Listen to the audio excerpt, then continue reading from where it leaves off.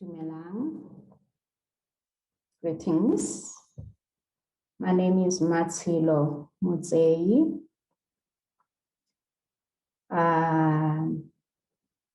The best way to introduce myself is to start with an excerpt from my family praise poem, because in African cosmology, in African spirituality, your family praise is a history of your lineage. It tells the story of your ancestors, where they come from, who they conquered, who defeated them, the lands that they cultivated, the wars they battled, and the totems that they connect with.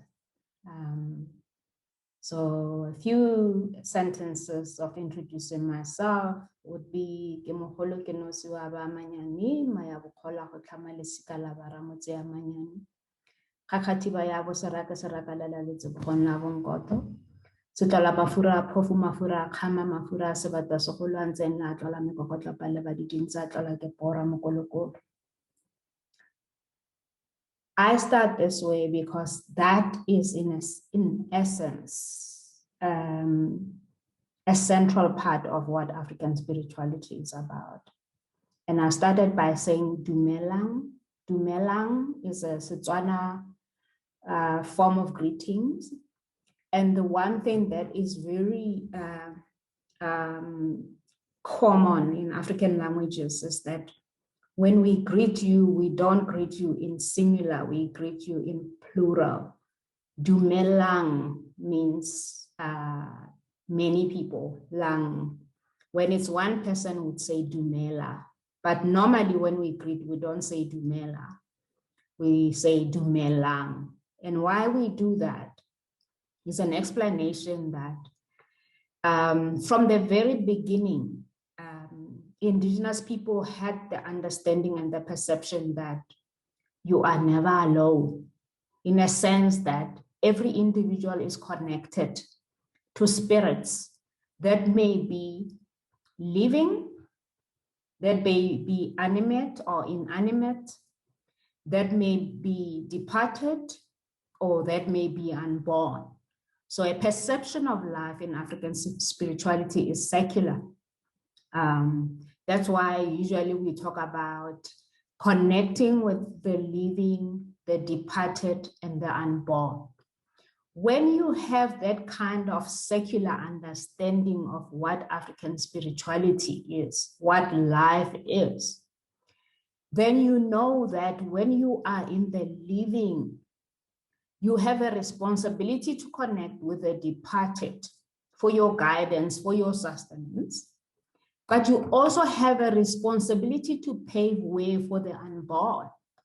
That's why there's a saying that we did not inherit land from our ancestors. We loaned it from our children. And I'd like to introduce my elective in African spirituality and sustainable development in a way that recognizes that my ancestors, African indigenous people, have always been ecological practitioners. By virtue of living in one with the earth, by virtue of having had ceremonies in caves, in rivers, in mountains, by virtue of the fact that they all had totem. My totem is a baboon. Someone's totem is a crocodile. Another person's totem is a snake, a bird. The fact that we had that connection as our identity means that we were born with an understanding of our responsibility to take care of the earth as our mother. And so in the elective on African spirituality and sustainable development, we'll be talking about that. I will take you through a journey from birth, living, and dying.